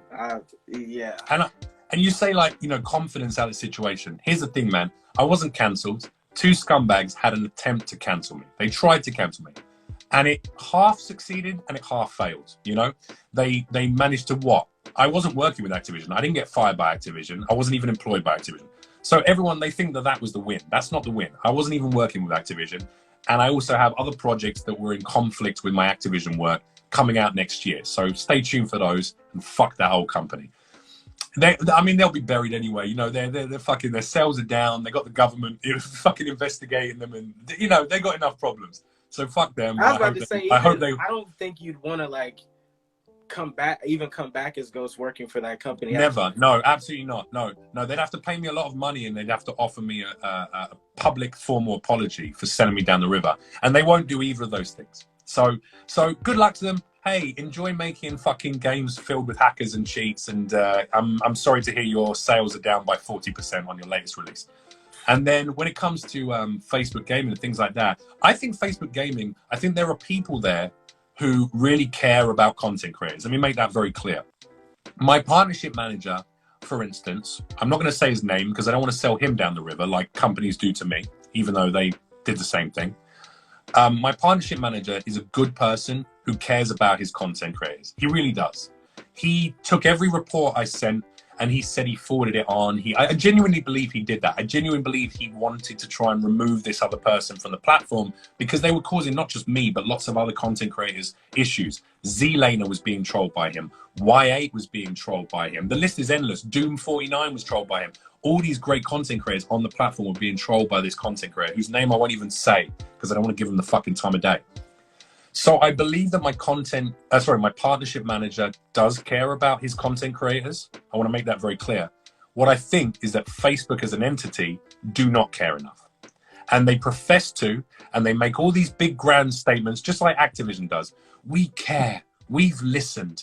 We're going to help you. We're going to end racism. We're going to end sexism. We're going to end homophobia in gaming. We're going to end this. They don't give a fuck about you. They don't. They care about clicks and advertising revenue. And if there's a content creator on their platform, whether it's Facebook gaming, YouTube, Twitch, or whatever, if there's a content creator who gets likes, views, and brings in advertising revenue, they can get away with all sorts of nasty, horrendous shit that can massively affect the mental health and the happiness and the safety of multiple other content creators. And guess what? They won't remove them because of the fucking money. It's all about the top line, mate. You know? So until they care about the content creators, you know, genuinely care, what are you going to do? But you know, it's yeah, fuck them, man. Absolutely. Fuck them all. Well, I just want to talk more about Ghost because that's a phenomenal role that you portrayed, and I'm just like so cool. Literally, when I heard about your process of going into the character of Ghost, I was like, I can't see anyone else doing this role. I mean, of course, you are. Craig Fairbrass came before you as Ghost, but just really your level of dedication. Craig Fairbrass is the OG, man. I mean, he's always going to be, he'll always be my Ghost, and he'll always be, you know, Ghost to a huge amount of players and members of the community. I think what happened, what was really nice is that I did a couple of things. So before, when I got the role, I didn't know what the role was for. I didn't know it was for Ghost. I didn't know that until the day I walked into Infinity Ward. I had no idea. I thought, oh, it must be Call of Duty because some of the you know, the calls were like Molotov out and things like that. I'm like, this has to be Call of Duty, or maybe it's Battlefield. I don't know. It's got to be something. And then I saw the casting director and I was like, oh, it's probably Call of Duty. And then when I went in and they said, right, you're going to be portraying the character of Ghost, I was like, that's fucking awesome, man. But I immediately, when I went home, I sent a tweet, private message, like a direct message to Craig Fairbrass. And I said, hey, man, just wanted to let you know I'm taking on the role of Ghost in the new franchise, and I loved your work, and I respect and admire what you've done with the character, and I'm going to do a very different take, but I wanted to pay homage and just show a little respect and just give you a shout out, you know. But and he was like, oh, thanks, mate, that's very sweet of you, you know. And he gave me some advice, and then he like, you know, he was like, yeah, you're going to love it, you're going to have a good time. Little did he know. He's like, hey, you're probably going to get, you know, some scumbags going to try and cancel you for calling someone a cunt. Yeah, he didn't say that. But I wish he had, because that would be good. Anyway, so we had a nice conversation. Craig Fairbrass will always be the OG Ghost. And I think why the Call of Duty community accepted me as Ghost, as a new version Ghost, is because I didn't try to copy Craig. I didn't try and do what he did. I made it my own character. I made it a different Ghost. He's a different guy. He's more fucking focused, hyper-focused. He's a little bit more violent. He's a little bit more PTSD. He's a little bit more... he has a little bit more of that damage of depth that the character Simon Riley really does have, especially if you read the lore, if you look back at who the character was meant to be, what shaped him to becoming this masked assassin, really, for the, you know, the SAS and then, of course, Task Force 141. And I spent fucking weeks and weeks and weeks just focusing on, right, how do I get the character? How do I get the voice? How do I get the movement? I was doing gun training, firearms training, you know, I'm doing acrobatics training. I was doing running up mountains and all sorts. I wanted to be Ghost, top to bottom. And I wanted everyone in the community to know me as that. And that's why they embraced me, because I think the Call of Duty community could tell that I cared about them, you know? I gave a shit. And I don't think a lot of actors in video games do give a shit. They go in, they do their 1 day recording, they get paid $1,500 or whatever for the day, and they go home and they never earn another penny on that video game, and they don't care. And then what happens is when it comes out, they post one tweet or one Instagram post, hey, you can hear me playing this character in this game right now, enjoy. And then that's it, and they move on to the next job. I realized that with Call of Duty, it's such a phenomenon, it's such a huge franchise, and has been a very celebrated franchise in the past. Obviously not quite so much now, but that I was like, I know there's an audience here. I know there's a fan base. I know there's a fandom. I know there's a community. I know there's people who want to connect with Ghost and want to know who he is and what he's about and what the new Ghost actor is going to be like. So I spent all of my time over the last 2 years focusing on connecting with those people. And I don't regret that at all. I think that was a really good thing to do. And I'm very grateful because those viewers, that fan base really kept a roof over my head during COVID, you know? They helped pay my rent. So I'm very grateful to them. And I'm grateful to Activision and Infinity Ward for giving me the role in the first place, you know? Am I grateful for how they treat me at the end? Not really, no. But, you know. Yeah. That doesn't change that. I'm grateful I had the opportunity to play Ghosts.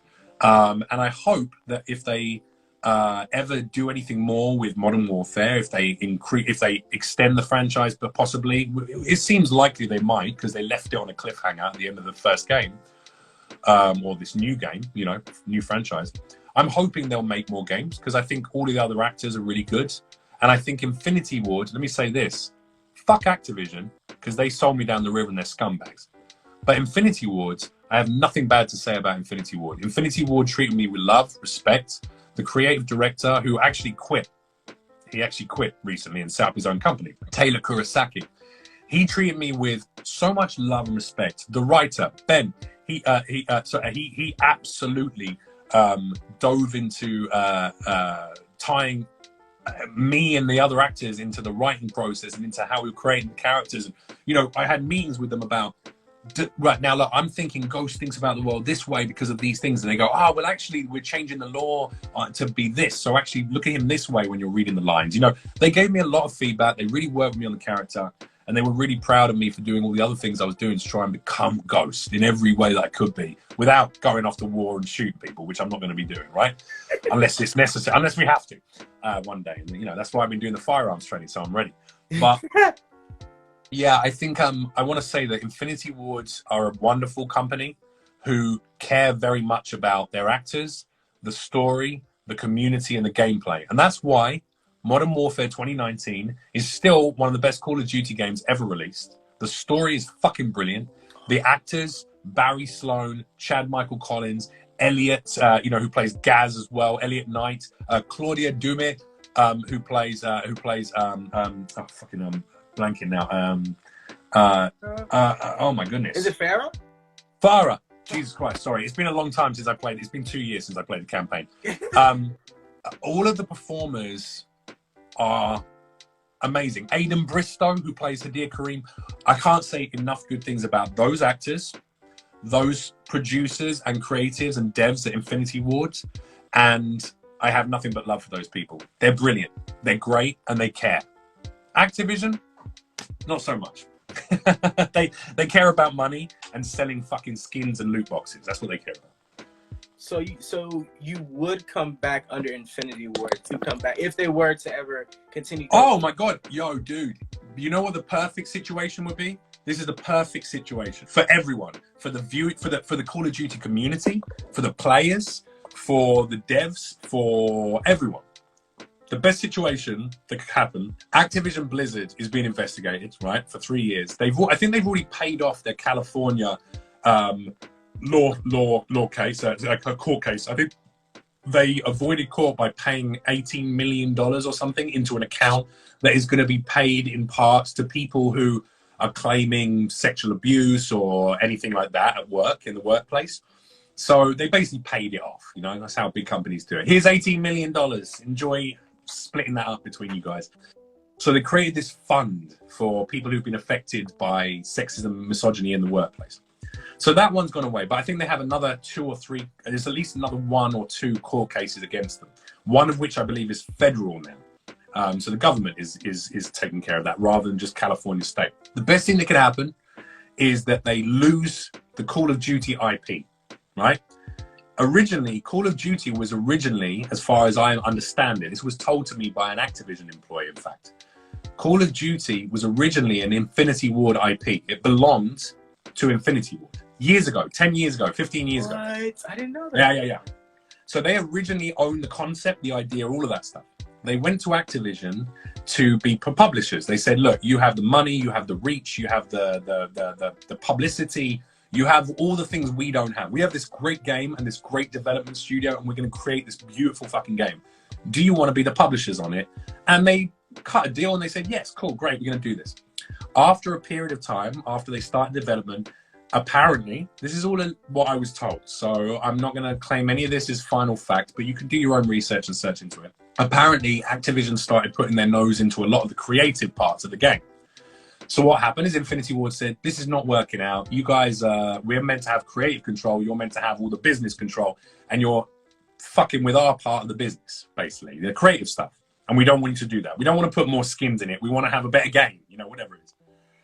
Anyway, apparently, Activision started some kind of legal proceedings and said, if you don't want to let us have more control in this, then we're going to have to cut this deal and you're going to have to pay us out X amount, or you're going to blah, blah, blah, blah, blah. And Infinity Ward said, we'll just walk away. We'll just walk away from the deal. We'll find someone else. And apparently Activision said, oh, you can do that, but we'll take you to court. And we will tie you up. No. It makes sense. It's business, right? It's business. They're an evil fucking corporate entity. They want to make money. So apparently what happened is they basically said to Infinity Ward, if you try and walk away from this deal, we will tie you up in legal battles to the point where you will run out of fucking money and you will never get to release this game. Call of Duty will never see the light of day. So, allegedly, Infinity Ward were left with no option but to hand over the IP to Activision. It was either we fight them in court or we just give them this IP and we move on and we make other games. And they decided to do the latter because it was financially the best decision for them, and they couldn't go up against Activision's lawyers or their money, you know? Activision starts releasing the games, blah, blah, blah, blah, blah. And then we cut to years later. The reason why Infinity Ward came back to do Modern Warfare 2019 is because there's been a complete turnover of a lot of the major execs over there. A lot of the old people who were angry about Activision from 10 years earlier, 15 years earlier, had moved on, had gone on to different projects, different places. So now the you know, as with business, you know, the conversation opened up again between Activision and Infinity Ward. Hey, look, you make great fucking games. We really want you to make a Call of Duty game again. Will you partner with us again? And they reconnected, right, for Call of Duty Modern Warfare 2019. And that's why that game, when it came out, the game is beautiful. There's barely any bugs or glitches in Modern Warfare 2019. The campaign, there's no fucking bugs or glitches. I didn't see any. And I played it to shit. You know, I really went into it. Warzone, when it released, is still, in my opinion, one of the most awesome BR games when it released. It was awesome. For the first 6 months, it was incredible, mind-blowing. Even the first year, maybe. And then they handed it over to fucking Treyarch and Raven. And Treyarch and Raven are being pressured by Activision constantly. Put more skins, release more of this, put this shit in there, put that shit in there, sell this, sell that. And that's why the game is now fucking dog shit. And why there are hackers and cheaters in every single lobby. If you have a KD of over 1.0, which I do, if you have any KD of any kind of decent level, even 0.9, you are populated with hackers, cheaters, and fucking scumbags because they don't build an anti-cheat. They don't care about fixing things when they get broken. They constantly have the same bugs coming up again and again. The stim glitch over and over again. The invisibility glitch over and over again. The gas mask glitch over and over again. Fucking helo glitches over and over again. It's like, it's ridiculous. And that's why it's gone to shit. So the best thing that could ever happen, in my opinion, this is what I'm praying to RN Jesus for. RN Jesus, hear my prayer. And the God of gaming, I need you to hear me. I want Activision and Blizzard to have to potentially hand over some of their IPs to other companies to create. I don't think it will happen, but I wish it would. And then if they did that, and Infinity Ward were given Call of Duty back, just Infinity Ward, here it is. That's the best thing that can happen to that franchise, in my opinion. That's my personal opinion. Because Infinity Ward make incredible games. Incredible games. They care about the community. They care about responding in a timely manner when there's issues. They fix things quickly, and their devs are fucking legendary. So fingers crossed that happens, but it won't. And if that happens, I would, in a heartbeat, I would go back. If Infinity Ward wanted to hire me, I would be there in a heartbeat. But if Activision wanted me back, they can suck my fat left nut. Yeah. Didn't they retcon Alex's ending in the Modern Warfare campaign? Oh, I don't know what that means. What does Redcon mean? Like they changed it. You know how like they changed your version of Ghost from the original version of Ghost? They changed his ending, Alex's ending in the Modern Warfare campaign. Like they changed it around from his original ending. Like I don't know about that. I don't know. I wasn't involved in the project until later on because they brought me in prior to the Warzone release. So I don't know what the original. You'd have to chat to Chad Michael Collins about that. He might know because he's playing the character of Alex. I know that Alex wasn't in the original franchise. That character is not in the original franchise. He's not a character in the original franchise, which is why this is a new game. Like Modern Warfare 2019 is a new game. It's not the same universe. It's the same team. It's the same kind of story, but it's set in a different universe, a modern day setting, a newer version. You know, that's why Ghost doesn't sound like, well, what's going on? It's me, Ghost. You know, it's not Craig Fairbrass. That's why Ghost is like this. You know, he's a different character. He's a different guy completely. It's a modern guy. It's a more, you know, it's a different take on it. And I don't know, man. If they do more things with Modern Warfare, you know, I hope that the amazing ability of the actors. And I hope that the amazing development team at Infinity Ward, if they do another game, if it's done by those people, it will be good, you know, because Infinity Ward are brilliant and because the actors involved are brilliant. But I don't know if there is another game because they haven't told me, you know, and I'm sure I wouldn't find out even if there was. You know what I mean? I'm probably last on the list to know. What line do you think best represents your version of Ghost that you've done? Oh, what's my line? What lines? I mean, there's a few lines. You know, like you mentioned James C. Burns, who played OG Frank Woods in Black Ops 1, 2, and 4. His favorite line of mine is where, you know, I'm talking to Price, and Price is like, you know, Simon, can you talk? And I just say, I can listen. So he knows that. He loves that phrase because it's like, you know, I'm in the job. Like Ghost is always, when he's in the AO, he is on the job. He's focused on one thing and one thing alone, getting the job done. And that kind of dedication, I like that as well. My favorite lines from Warzone are probably, I'll smash your fucking head in, you slag. I like that one because that's raw. That's raw energy. That's all like, that's one man who's going to fucking kill you. And I like that because there's a little part of me that's like that. If you were hurting one of my family members or my girlfriend, if you were physically assaulting them, I would smash your fucking head in, you slag. You know what I mean? Like that's Right. That's how I feel. And so I like tapping into that raw, violent energy, which I think any military operative, anyone who's ever been part of the military and has had to be involved in frontline conflict and has actually been deployed to a war zone, you have to channel some of your you have to channel and tap into some of your more driven, focused, violent mentality. However, you have to harness it with professionalism and training. That's the hardest thing. It's not hard to pick up a gun and be angry and go and shoot people. That's not a hard thing to do. That's why you got kids all over America, unfortunately, doing this shit. You know, that's why you have these school shootings. That's why you have mass shootings happening, because people can just pick up a gun and go and be fucking awful. But there's a difference between that kind of merciless killing and protecting a team of operatives, working together as a squad, channeling the violence, the aggression that you need and the focus to get a job done, but maintaining your humanity whilst you do it, maintaining morals and ethics, understanding the difference between right and wrong. And I know that those lines often get blurred. I mean, I have a huge contingent of ex-military, you know, vets, and still currently serving military personnel in my community. And my moderation team, I have like, I think half my moderation team might be currently serving or ex-military. Anyway, and that's like Navy, Air Force, and Army. But the yeah, I think there's that's why there's so much PTSD amongst these people, because that's a very strange concept to calmly kill, you know, or to have to fire on people when you know they're firing back at you. That takes its toll mentally. That must drain and damage a lot of people. And that's the mentality that I was interested in learning about. And that's why when I was preparing for the role of Ghost, I was speaking, and I still do speak to him, and I'm very excited to meet him in person soon. Chris Craighead. I don't know if you know who Chris Craighead is. He was an agent. He's helped with a hostage event. Yeah. Yeah, so he's an ex-SAS officer who served for many years. In fact, he was highly trained. He was one of the firearms instructors at Hereford for new recruits for the SAS. He's a legit ghost, right? He's a legit ghost. He's Chris Craighead, and the famous images of him with that bandana over his face, you know, he's got his hair's like mine, but a little bit blonde, you know, and he's got down there and he's in the vest and he's going into that hostage situation in Nairobi, I believe, right? It was in Kenya. And he goes in and he saved 43 hostages because he heard someone get shot inside. The local police hadn't gone in yet, and there was a handful of terrorists in there who were going to blow the whole place up and were going to kill more people. They were just going to ritualistically slaughter them and throw them out of windows.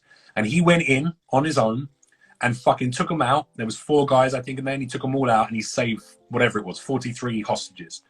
And he didn't have the best parting of ways with the SAS because they weren't happy that he'd gone in on his own. I understand that element a little bit because, you know, when you're part of a special forces operative group like that, you are probably not meant to get involved in other situations than the ones that you're ordered to, right? However, he's also a man and he knew that innocent people were going to die. And I think he's a fucking hero because he went in and he got the job done and he took care of it and he came out and he saved 43 or whatever it was lives that otherwise would have been lost. That's heroic for me. That's a real hero. That's a test of a real hero. He made a decision. It may not have been the one that his superiors wanted him to make necessarily, and that's one thing. You know, that's one thing when you're employed by the government. You know, you have to follow your orders, but at the same point, there's also humanity involved in these decisions. And I think as a human being, for him to go, I know I can stop this and I'm here. And if I don't stop this, then innocent people are going to die. That's a fucking hero.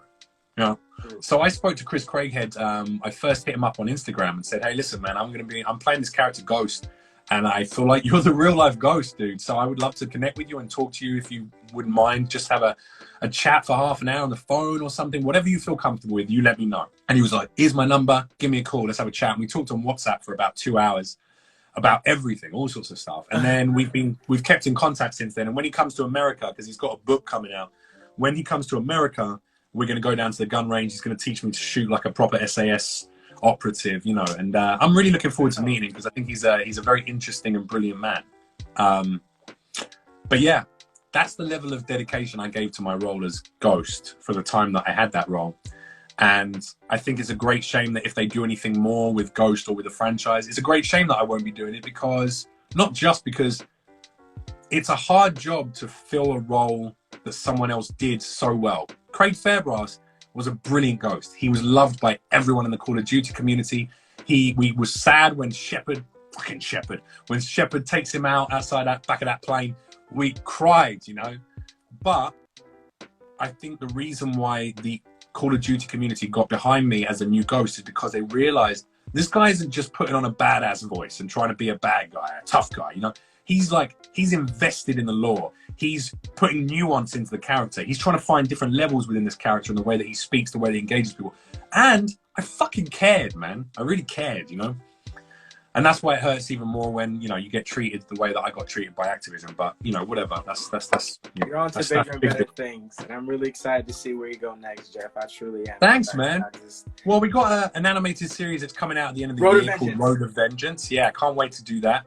I mean, we've already shot the series, and I'm going to get to go to the premiere soon. And I'm super excited because it's going to look... I've already seen some rough cuts, and it looks amazing. Tell me And if the you meet. character is dope. Tell me if you meet Andre Segalzo, because he's a part of that. And I Yeah. interviewed him, and he was like, "Oh, I'm headed to the premiere next month." I was like, "Tell me if you meet Jeff," because I'm speaking to both of Oh, them. Yeah. really? Okay, so he is going, yeah? Yeah. So if you meet him, I hope all the talent comes. I mean, I really want to meet him because I know he's a voiceover royalty. You know, that man's done a lot of really important roles in the world of voiceover and video games and animated series and TV shows and all sorts. He's a legend. And also, there's a few other legends like George Takei is in it as well. I hope I'm pronouncing his surname correctly. You know, fucking Sulu from Star Trek, mate. Like Sulu, bro. And not only is he Sulu, but also George Takei. Am I pronouncing his surname correctly? Takei. I hope I'm saying it right. I've never said it before out loud, I realise. Anyway, George, good old George. He is not just a brilliant actor who Sulu is one of the best, man. I'm always going to love him because of Sulu. Yeah. But he's done so many voices in so many animated shows and video games. He's a real hero. And he's also a really outspoken advocate for mental health and for equality of all people. Like, I like who George is as a person. And I don't follow many of the other actors. I don't know much about the other actors, to be fair. They may all be the same. But what I know about George is he's not only great and a legend, he's also a great legendary guy in real life. So I'm excited to meet him if he's there. I'd love to have a chat with him and just say, hey, man, I just think you're dope. Nice to be in something with you, you know? Absolutely. Just real quick, Star Wars. You're part of the Star Wars universe. Cool. And I know. I'm so just to grateful about briefly that. go over that, how did you get to be a part of that? Like, did your agents call you? Did Disney hit you up? Like, what is that like? Yeah, so Disney Imagineering, did the casting, did the auditions, and it's like any other job. I mean, like, I get asked that a lot. How did you get the role of Ghost? How did you get the role of it? It's like any other actor, you know. I have my auditions for on screen. I have my auditions here in my booth, and I literally have a voiceover booth there where I go in and I record my auditions. But it's just a normal auditioning process. You know, you work your way up the industry, you do good jobs, you get enough good jobs that bigger companies want to work with you, bigger entities, and eventually you start getting seen for things like Star Wars and Battlestar Galactica and Harry Potter and Call of Duty, you know? And so I was very grateful for that. The audition was quite rigorous. There was a number of auditions. It wasn't just one audition. It was like 2 or 3 to get the role. And I actually didn't just get one role. They wanted someone who could do 2 or 3 roles. So I do three roles in Rise of the Resistance. I think it's 3. No, you Power did Tech more. Ardano. I'm the Starcom Destroyer, and I'm also the Rebel-based announcer as well. So basically, if you go, it's an immersive ride. Rise of the Resistance is the immersive rides at Disneyland and Disney World.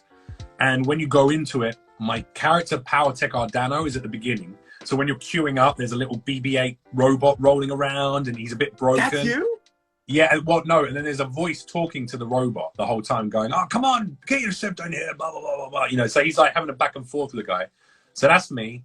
And then when you go into the actual rides, and I don't want to spoiler alerts, but let me just say this, you get to be part of, you get to experience both the Empire universe and the Rebel universe in 2 different locations. I'll just say that. And in both of those locations, there is voice comms coming through the whole time, and you know, there's basically a Star Destroyer commander talking, and that's me. And then there's a Rebel base commander who's talking, and that's me as well. So I did like an American accent, a British accent, and a Scottish accent for that ride, you know, that kind of experience. But dude, it's so much fun. But the recording was nerve-wracking because that's the only.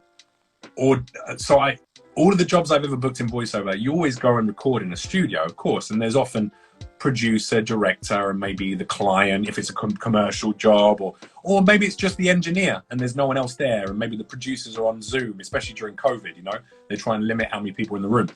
But this was pre-COVID, and Disney Imagineering, when I went up there, the sound stage, we recorded in a sound stage, not a voice booth, a sound stage. So it was like they could put a full orchestra in there and director and voices and also. So I was in this gigantic room. It was like you could fit 1,000 people in it, and it was just me in there. And then in the gallery, they had, because it's Star Wars, right? And it's Disney. They had, I think there were 15 or 16 people in the room the whole time watching it. And every one of them is sitting there and listening to everything you're saying, going, Right, that's great. Can we do it again? But can you try it in a different accent? Can you try? Okay, can you put an inflection in this word? Okay, can you just redo that? And it's like really precise. Every word you say, they want it exactly the way they want it. And there's 15 to 20 people going, is that is that good with you? And I know what it is. It's like LucasArts and fucking, Disney, and they're all talking to each other going, do you like this? Do you like, is this okay with your people? Is this okay with your people? Yeah. Do you think they're going to like that? So in between every line, there's this like big long conversation where they're all going, and then they go, that's great. Can we go on to the next line? But that was quite intimidating because, that's different to any other job I've ever recorded. But what a great thing, man. Like, what a great, even I know it's not like an on-screen role yet, but the concept of being involved in a Star Wars universe in any way is amazing. Yeah, so I'm very proud of that. That's awesome. I'm super happy for you. Well, I want to play this real quick game with you. It's called Weird and Wacky. It's a speed round where you have 1 minute to answer a series of weird and random questions. No one has gotten to a record of 15 questions, although the current title champion is Simon Norfleet, who has answered a record of 14 questions. Do you think you could beat him? I mean, absolutely. I've been training for this my entire life. Oh, yes, Jeff. Your moment is here. And we have 1 minute to answer, hopefully, 15 questions. 1 minute, yeah. And I can give one-word answers, right? Yeah, whatever answer works for you. All right, I'm ready, baby. Let's do this. All right, I'm about to start the timer in 3, 2, 1. Longest time period without taking a shower. 3 days. Favorite ride. Thorpe Park rides back in England. Favorite restaurant.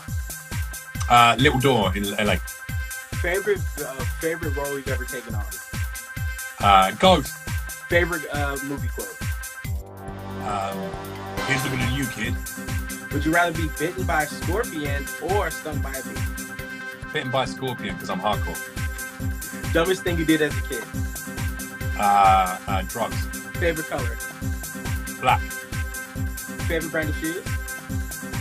Nike. Favorite movie. Big Lebowski. Worst song you've ever heard. Anything by Ariana Grande. Favorite artist. Anything by Ariana Grande. It's a love-hate relationship. Favorite Keep going. Craig Fairbrass. Favorite TV show? Lawrence Fishburne. Dang it! I'll give you the 15. I'll give you the 15. Bro, you bumbled on at least 3 of those. Man, whatever. You slowed that shit down, dude. You were trying to get Simon the top spot. Yo, listen. How much did he pay you? Who? How much did he pay you to slow? You were like, what's going on with your? I was robbed. When I bring you back on for your next big project, we'll do it again, and you'll get more than 15. But thank you so much. Next time you just got to read them. That's it. That's how we're doing it. All right. Because I can do 20. I reckon I can do 20 in that time. Okay, hold on. All right, I'm gonna hold you to that next time. But Jeff, thank you so much for coming on. Is there anything you want to say? Just a closing note to say to the fans, or just anything you want to say before we head off? Absolutely. I think I just want to say thank you because I think look, I even to you, and I know that there's going to be a number of different viewers watching. I'm sure some of them are your viewers, some of them are my viewers. A mixture of stuff. What's really important to me is how many first of all, how many people send me messages every day. I've been going through a lot over the last year, understandably, right? It's been some ups and downs. I got great things ahead, some really big projects. There's 3 AAA games coming out next year. 4 AA games coming up over the next 6 to 12 months, the animated series, and hopefully a TV series as well. But until that's confirmed, I can't say anything about it. Okay. We'll see.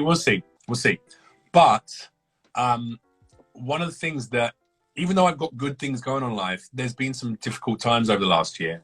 And one of the things that has carried me through more than anything, and I of course, my girlfriend and my family and friends are top of that list, but is the messages I get from viewers and fans and supporters. That has been one of the best things that's happened. People reaching out and going, hey man, I saw the bullshit. I'm sorry that you're going through this. Let me just say I'm always here if you need to talk. And that's just not like 1 to 10 people. That's like, I'm talking hundreds and hundreds and hundreds of messages.